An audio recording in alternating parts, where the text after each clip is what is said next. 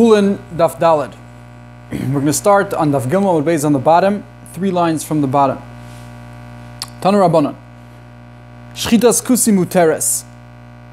We learn in the Brisa that a shchitas kusi, the slaughtering of a kusi, is mutter. We talked about the kusim yesterday in the previous daf. Kusim were a nation that were megayer after Sancheiriv brought them to Eretz Yisrael. And this Brisa obviously holds that the conversion of the kusim was legitimate, and therefore their slaughtering is okay. Bamed Dvarim Amurim. The Brisa is going to qualify its previous statement and say that that's only true because Yisrael Oimid al Gabav. When Yisrael is standing on top of the kusi, supervising the shchita. Aval bo mtza'o sheshachat. However, if you came and found a kusi that he had shechted an animal, choytach kazayis, the way to know if it's kosher, you cut off an olive amount of meat, v'noisenla, you give it to the kusi, achlo, if he eats it, mutar lechol mishchitaso, then you can rely on that the shchita was okay. V'imlav asur lechol mishchitaso, if not, you cannot eat from his slaughtering. Kayotzebo, similarly, matzah beyado dekur yishal tziporim, if you found in his hand, if a kusi has a basket, Tosfos says the kurya means a basket of tziporim, or Rashi explains that it's talking about when you threaded a string through a bunch of birds, so you have like a chain of birds. So what do you do if you want to know if it's kosher? Also, you cut off one of the heads of the birds, and you give it to the kusi. If the kusi eats from it, then you're permitted to eat from his slaughtering. If not, you cannot eat from his shchita. Again, so we explained this yesterday already. The point is that they do care about shchita. They do not eat things that aren't slaughtered. However, you cannot rely on them that they will not feed you unkosher animals. They don't care about making someone else not eat kosher. All they care is about themselves eating not kosher. So if you test them by them eating it, so then it's okay. Abaye, we said yesterday that Abaye held that if you, a Yisrael, is Yotze v'nichnas, is coming in and out while a kusi is shechting, that's not enough supervision. Even though he might be scared that you might walk in on him while he shechts, and therefore he'll shecht correctly, still that's not enough. So Abaye inferred this from the beginning of the Brisa, Meiresha. Abaye diak Meiresha. Rava diak Miseifa. Rava inferred this from the end of this Brisa. The Gemara is going to explain how. Abaye diak Meiresha. Abaye inferred this from the beginning of the Brisa. Time of the Yisrael Oimid al Gabav. The reason why it's okay for it to be done lechatchila, according to Abaye, according to the Brisa, is because Yisrael Oimid al Gabav, Yisrael is actually supervising the shchita, aval yotze v'nichnas. But anything less than that, anything less than direct supervision of a Yisrael, meaning if he's yotze v'nichnas, if all he's doing is coming in and out, then loy. Abaye says, you see from the Brisa that in order to be kosher lechatchila, he has to actually be supervising it, not just coming in and out. Rava diak Miseifa. Rava infers his own opinion from the end of the Brisa. The only time you have to actually test the kusi is only if you weren't there before. You came for the first time and found him that he shechted, and then you have to test him.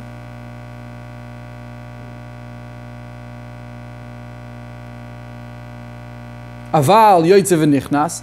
However, if you were already coming in and out, shaper dummy, then it's fine.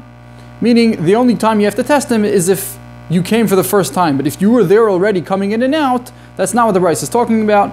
And then you can rely on him lechatchil. Well, Abaye kasha seifa. What is Abaye going to do with the seifa? The seifa is going to be difficult according to Abaye. Amalach yotze v'nichnas nami ba'umtzao karilei. He says when the Brisa says ba'umtzao, that's the same exact thing as that includes yotze v'nichnas. When the Brisa says ba'umtzao, it doesn't mean to say only if that you were never there before. No, it means that you were there before also, and you're yotze v'nichnas, and still, even though you're yotze v'nichnas, you have to test him. Ul Rava, and according to Rava, Ul Rava kashi reisha. When Abaye inferred from the ratio would be a question according to Rava. Amar Lach, he says no. You don't have to have direct supervision. Yoitzev nichnas nami ki oimin al gabav dami. Coming in and out is also included in oimin al gabav. When it says oimin al gabav, doesn't mean he has to actually constantly be standing and supervising. It includes even a case of him coming in and out. Now the Gemara continues to explain the rest of the brayso. If you found a bunch of birds in your hand, in the kusi's hand, then you can test him by cutting off one of the heads and giving it to him. Asks the Gemara, how is that enough of a test to see if all the birds are kosher? We should be suspicious. Maybe the one you actually cut, the one you gave it to him, that's the one that he shechted okay, and that's why the kusi ate it. But maybe the rest of them aren't good. Rav Menashe says, Siman machnis izmel bizcharim. Usually the simonim that are in the parentheses in the Gemara are telling us the different terutzim that are coming up, or the different statements that are actually coming up. Over here, Taisus explains these simonim are just signs of what Rav Menashe is going to be saying in the Masechta. They're not here, they're further on. Machnis izmel bizcharim are the 3 times Rav Menashe actually states something in Masechta Chulin. Either way, Rav Menashe answers this question: how can you rely on the kusi tasting only one of the birds and say from there that all the rest of them are also kosher? It says Rav Menashe b'machnisan tachas knofov. You hid the birds, you hid the basket, or you hid the thread of birds, and you stuck it under your clothing, and therefore he did not know which one you took out. And from the fact that he ate one at random, must be all of them were kosher. Says the Gemara, V'dilma simona havele begavei. Maybe the kusi was able to recognize and identify the bird that you gave it to him as a kosher one because he had some type of siman, some type of symbol on the actual bird that he remembered, and he was able to identify the bird. Amar of Misharshia, okay, so Misharshia says, D'memasle mismuse. You take and you smash it and crush the bird so that any identifiable sign that would have been on the bird is now unidentifiable because it's crushed. And now it's one big mush, and therefore the kusi, if he eats it, he knows that not only one bird was okay, all the birds are okay. Asks the Gemara, the Dilma Kasavri Kusim ain't Shchita life min Torah. Asks the Gemara like this: we know that the Kusim can read in the Torah that V'zovachta, it says the words V'zovachta mi bekarcha mitzayncha. The Torah says, the Torah wants you to slaughter your bakar and tzayin, which are animals. But the Torah never says that you have to shecht a bird. Who said slaughtering applies to birds? That doesn't say explicitly in the Torah. On the contrary, by Karbonis, we see even there's a concept of meliko, where the Kohen just rips off the head of the bird. So maybe the Kusim only go with the text, only go with what the Torah says. And therefore, they hold that there's no shchita for a bird, and therefore how can you rely on them if he's eating the bird that he shechted it? Maybe they don't agree that there's shchita at all for a bird. Says the Gemara, Ul ta'amech shehiyah drasa chalada hagrama ve'ikur miksivan.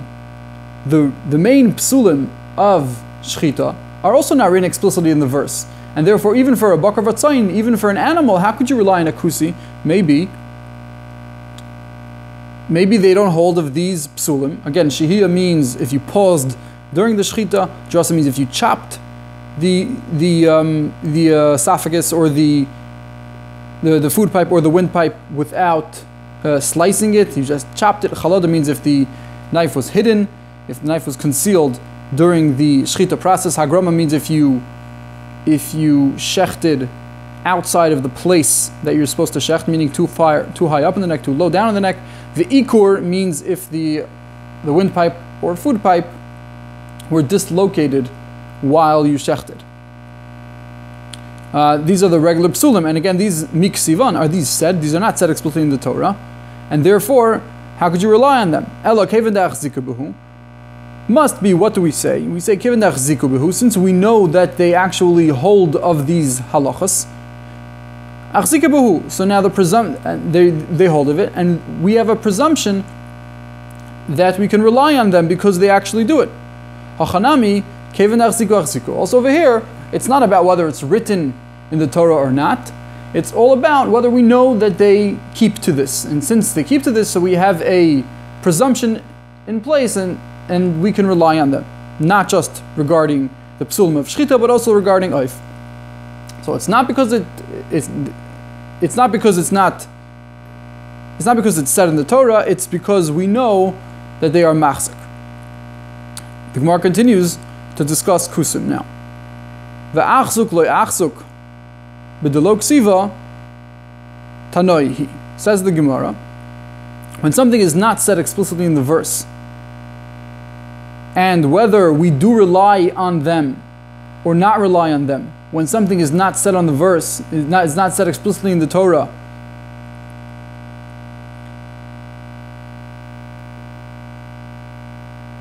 whether we can rely on them because they actually keep to it or not, is actually a machlokes tanoim. Titania, matzahs kusi, the matzah of a kusi, muteres, you're allowed to eat it, meaning it's not chometz v'adam yotze b'yidei chavasa b'Pesach, and you can fulfill your obligation of eating matzah on the first night of Pesach. That's the Tanna Kama. Rabbi Elazar Oyster. Rabbi Elazar says no, you cannot rely on them. They are not baki, they are not familiar with the particulars of the mitzvahs like Israel. So Rabbi Elazar holds you, it's asur, can't eat it, it's chametz. Rashba Gomer, Rabbi Shimon Gamliel says, kol mitzvah shechziku b'kusim harbe medakting b'yosim Yisrael. Any mitzvah that the kusim hold on to, harbe medakting ba, they are very particular, even yosim Yisrael. They're very particular in the mitzvah even more than Yisrael. So the Gemara is going to go through the different opinions. Amar Mar, matzahs kusi muteres. We said the Tanna Kama says that a matzah of a kusi is permitted. It's not chometz v'adam yotze b'dei chavasa b'Pesach, and a person fulfills his obligation of eating matzah on Pesach. Pshita, says the Gemara, once you tell me that it's not chometz, so of course you're able to fulfill your obligation of eating matzah. Says the Gemara, ma'odetema, no, I would think lo b'ki b'shimur. On the first night of Pesach, there's a mitzvah to eat a kazayis of matzah, but it's not enough for matzah just not to be chometz. There's actually a mitzvah that there's a halacha that it has to be mishumar l'shem matzah, l'shem mitzvah, which means that the wheat that you're making the matzah from, and by the process of making matzah, you have to watch it that it doesn't become chametz. And you can't just make sure it doesn't, even if you know it's not chametz, it's not enough. There's a mitzvah that it actually has to be watched with the intent of this being a mitzvah. And therefore, we don't know if the kusim know about this halacha. Maybe they know not to make things chametz. But who said that they do matzah shmura, that they actually watch it l'shem mitzvah? Therefore, we don't know if they do that, and therefore I would think maybe it's not chametz, but maybe still I can't fulfill my obligation. Therefore, the Tanna Kama says no, both not chametz, it's mutter, and also adam yoytze ba yidei chayvasa b'Pesach. The next opinion is Rabbi Elazar Oyser, nefisha ein b'kiyim b'dikdukim mitzvah. Rabbi Elazar holds kasav lo b'ki b'shimur. They do not know about shimur. Rashi takes out the gears to lo b'ki b'shimur. The discussion would be whether Rabbi Elazar holds that it's chametz, or that you're not yotze the first night of Pesach. Rashba Gomer, the next sheet is Rav Shimon Gamliel, kol mitzvah shechziku b'kusim harbe medakting b'yoser Yisrael. Rashba said that any mitzvah that the kusim hold by, they are very particular about it, even more than us. Says the Gemara, Hainu Tanna Kama, what's the difference between Rashba and the Tanna Kama? Both the Rashba and the Tanna Kama say that you're allowed to eat the matzah, right? They both say that you can rely on them. Says the Gemara, the difference between the Tanna Kama and Rashbag is if something is written, but we don't have prior knowledge to presume that they actually hold by it. Tanna Kama says, since something is written in the Torah, even though we do not know that they actually hold by it, you can rely on it. Rashbag Sovar, even if something is written, you have to know that they actually hold by it. If you do not know that they hold by it, not. Says the Gemara, if so, that this is the dispute between Rashbag and the Tanna Kama, kol mitzvah shechziku b'kusim. Why does Rashbag say kol mitzvah, any mitzvah shechziku b'kusim? Im echziku mi bayalei. He should say Im yachziku mibayale, because he's narrowing down from the Tanna Kama. The Tanna Kama says anything that's written in the Torah, you can rely that the Kusim are particular about. And Rashbag is saying, he's narrowing it down. He says, no, only if they are muhsak in it, only if you know that they hold by it. So Rashbag shouldn't say the term kol, which means to include more, anything. No, he should say, to qualify the statement of the Tanna Kama, he should say the word im, only if they actually hold by it. It says, must be, the dispute is not what we just said. The dispute is the loik siva ve'achzikuba. The question is about something that's not written in the Torah. If it's written in the Torah, then everyone agrees that you can rely on the kusi. The question is if it's not written in the Torah, and they do rely on it. Tanna Kama sovar kevan the loik siva. Tanna Kama says, since it's not written, afal gav de'achzikuba namila. Even though you know they hold by it, still you can't rely on them. Because really we only rely on them by things that are written explicitly in the Torah. Rashbag Sovar, Rashbag says no. Kevan de achzuk, anything that we know that they hold by, we can rely on even though it's not said in the Torah. Okay, Gufa. Amar Rava. We're going to go back to Rava's statement on Gimel Amar Aleph that said that Yisrael Mumar, Yisrael who transgresses Averos, you can rely on him by checking the knife first. Says the Gemara, Gufa, Amar Rava, Yisrael Mumar Oichel Nevelis L'tei Oven. If you have a Yisrael who's a Mumar, which means that he ignores certain mitzvahs, Oichel Nevelis, and he eats Nevelis L'tei Oven, for his appetite. He does it for his appetite. Then Boidek Sakin, you can check the knife, and you give it to him, then you can rely on the shchita. My taima, what's the reason? How come you can rely on him? Says the Gemara, since he has in front of Hetera, and he has Isura, he has both options. Because he has both options, he's not going to specifically leave the Heter. He's not going to, on purpose, leave Heter v'achal Isura and eat Isura. Only when it's convenient. Says the Gemara, even if you didn't check the knife, if he won't leave Heter, meaning he will decidedly eat kosher. So then why do you have to check the knife? Says the Gemara, mitrach le'torach. He's not going to go so far and inconvenience himself to find a kosher knife. Meaning, if you don't check the knife and the knife is bad, he'll use that knife. But if you check the knife and the knife is good, so then he won't mess up the shechita on purpose because he has in his hand, he has the possibility of making it kosher, so he would never specifically make it not kosher, and therefore you could rely on it. Amrulei Rabbanan leRava. The Rabbanan tell Rava, Tanya de Misayeh alach. We have a brisa that proves your point. The brisa says, if you have the chametz of someone who's an over avera, someone who did not sell his chametz on Pesach, that means he had chametz over Pesach. Achara Pesach, after Pesach, muter miyad. You're allowed to eat from it right away. Meaning this is really chametz over lava Pesach. Chametz that belonged to a Jew during Pesach, you're not allowed to eat. But still we say that if an over avera, someone who did not sell his chametz and has chametz over Pesach, still you are allowed to take chametz from him right after Pesach. How come? Isn't it considered chametz over Pesach? Says the Gemara, no, because they switch it. They go to their neighbor, the guy, and say, I have chametz over Pesach, and can I switch with your chametz? So now you can rely that they switched it with the guy, and it's not the Jew's chametz that he had over Pesach, because he switched it with the guy. Savrua,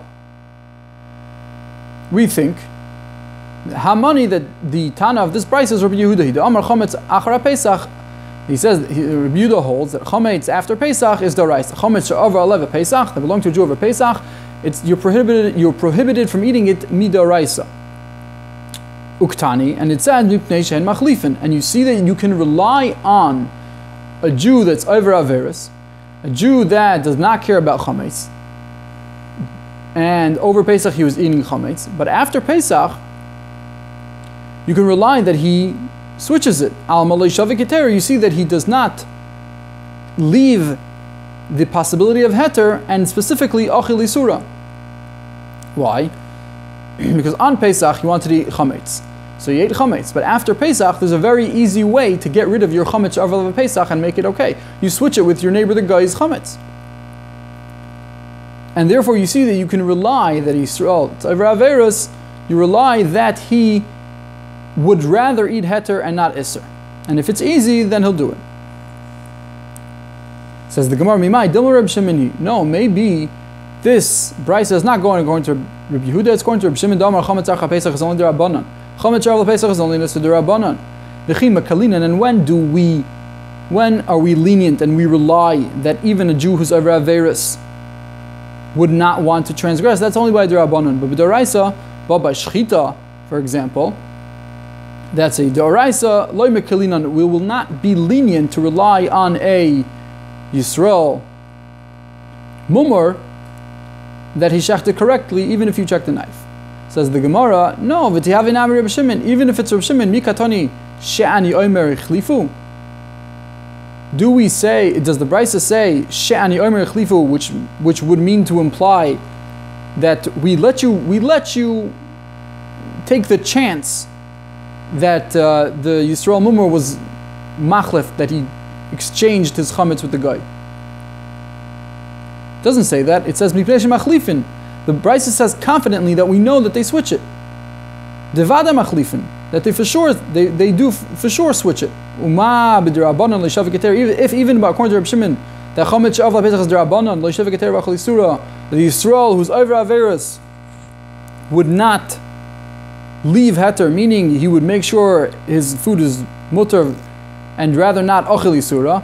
B'dorais lakolshkan. If even by derabanan Yisrael mumur wants to make sure that he's eating kosher, if it's convenient, so then for sure by a doraisa we can rely on him that he'll shecht correctly. Says the Gemara, we'll bring another proof to Rava. Hakol shoichtin. Says the Brisa, anyone can shecht, va'afilu kusi, even a kusi, va'afilu orel, even if someone who is uncircumcised, va'afilu Yisrael mumur, even a Yisrael mumur. Asks the Gemara, Hay Arel Hechidami.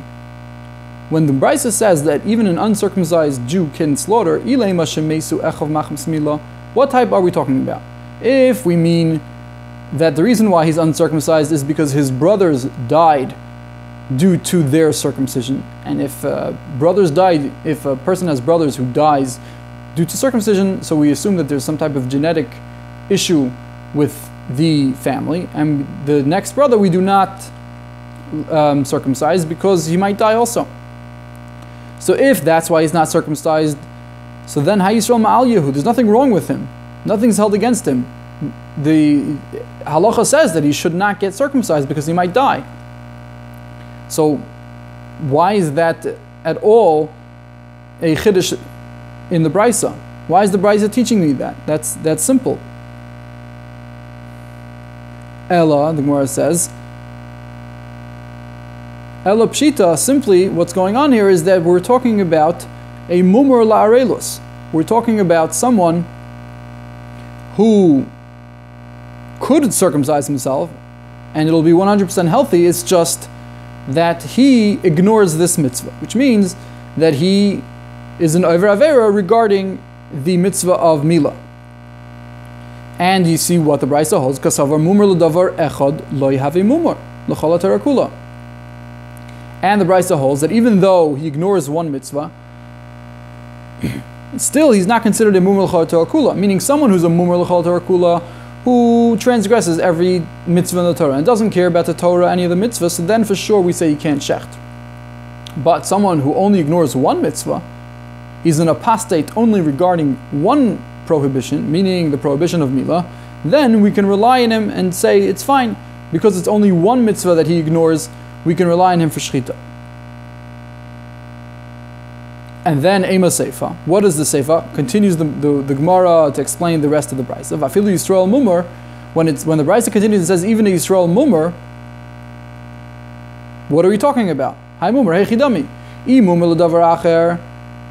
he's a mumar for one thing, for one other thing other than shchita, it's the same thing as mumar la'arelas. There's no specific reason why someone who ignores the mitzvah of milah should be different than anyone who ignores a different mitzvah. So therefore, that's all included in mumar la'arelas. So when the Brisa says an additional case of Yisrael mumar, what's it talking about? Helolav mumar la'isa davar. What's going on here is that this mumar is someone who actually eats not kosher animals. He's a mumar regarding shchita. He doesn't care about shchita necessarily, and therefore, that's more of a chiddush to say that a mumar who does not care about shchita, you can still rely on him. Meaning, if he just cares about something, if he just ignores the mitzvah of milah that has nothing to do with shchita, maybe we could rely on shchita. But if he himself eats not kosher animals, who said we can rely on him? Therefore the Brisa says, no, you can still rely on him. And you see like Rava. Uchde Rava. And you see like Rava, that even a Yisrael mumar who would eat not kosher animals, you can rely on him if it's easy, if you check the night for him. Says the Gemara, loy. Loy lamei malach, mumar loy sadavar loy. Maybe I would tell you, no, not like Rava. And if he's a mumar, if he's an apostate, loy sadavar, for this thing meaning slaughtering, loy, then you can't rely on him. My time. Okay, even the doshbe, since he has already threshed in this area, meaning he already ate not kosher animals. He's not particular about eating kosher. So keheter dami, to him, it's like it's totally permissible, and therefore you can't rely on him. Ella, what are we discussing? Mumar la'avodas kechavim. We're talking about an apostate regarding idolatry, which means that he keeps most of the mitzvahs. He keeps all the mitzvahs except for idolatry. Uchter of Anan, like Rav Anan, the Amar Rav Anan said, Amar Shmuel, the name of Shmuel, Yisrael mumar la'avodas kechavim. If you have a Jew who is an apostate regarding avodas kechavim, muter lechol mishchitasai, then you're allowed to eat his shchita. And the chiddush is, obviously, that since avodas kechavim is so contrary to the entire idea of Judaism, because it's kikoifer b'chol haTorah kula, it's like you're denying the entire existence of God because you're worshipping idols. So therefore, the Brisa says, but it's fine. If all he's doing is avodah zarah, then it's fine. You can rely that his shchita is still okay. But Rava might still, the Brisa will not necessarily agree with Rava, because that case is the case where he himself eats not kosher, and therefore we can't rely on him regarding the actual prohibition that he ignores. Gufa. The Gemara is now going to dissect Rab Anan's statement. Amar Rab Anan, Amar Shmuel, Yisrael mumar la'avodas kechavim. If you have Yisrael who is an idolater, he's an apostate regarding avodas kechavim, which means he ignores the avera of idolatry. Mutar lechol mishchitasai. You're allowed to eat his shchita. How do we know this? What is the source to say such a thing, that you can rely on a Jew even though he's an idolater? Because we find that Yehoshaphat, the king of Yehuda,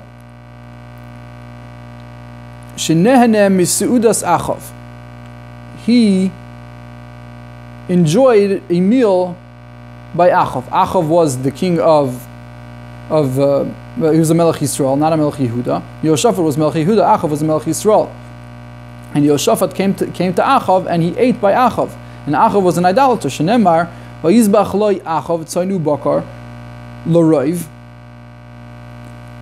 Achav slaughtered for Yehoshaphat sheep and cattle, l'roiv, a lot.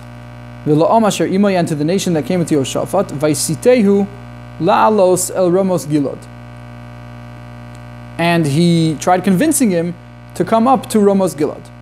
So you see that Achav, who was an idolater, slaughtered, and Yehoshaphat ate. So you see, even though you have someone who's an idolater, you're allowed to eat from his shchita. Says the Gemara, Dilma mizbach zavach, maybe Achav slaughtered, but Meichal loy ochal. But Yehoshaphat didn't eat, meaning all it says is that Achav slaughtered. Who said Yehoshaphat actually participated in the meal?